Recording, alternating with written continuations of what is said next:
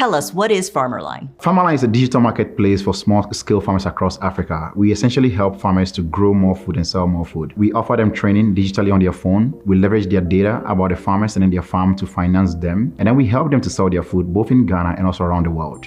Large food companies that are sourcing from the continent use our platform also to monitor the supply chain, monitor deforestation, and halt deforestation across the world. And you've created something that you call a FICO score for farmers. What goes into that and what is it? The FICO score for farmers basically leveraged the human intelligence that was already existing between farmers. Farmers were lending to each other, and they were making those lending decisions based on the knowledge that they have of the yield of their colleagues and then the yield of their farms. So essentially, we get information about the size of the farm, we get information about the yield that is being expected, and we use all that information to create a risk profile that allows us to lend to the farmers. And the lending basically is in kind.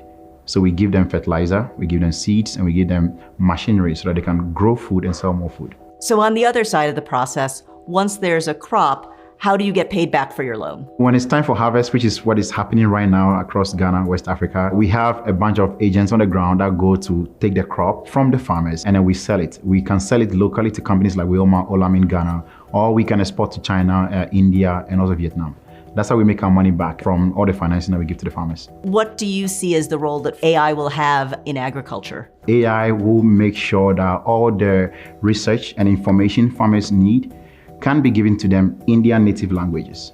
There are now models that can translate content from English to multiple local languages across Africa. Nigeria alone has 200 local languages, Ghana has 60. AI is going to help take content and make it freely available. AI can help us to also predict yield. When you're able to predict yield and you're able to determine the value of that yield, it allows for more investment. So we are very excited about the opportunity that AI brings, because we know that if it works really well, it's going to give more options and more choices for farmers, and the world wins at large.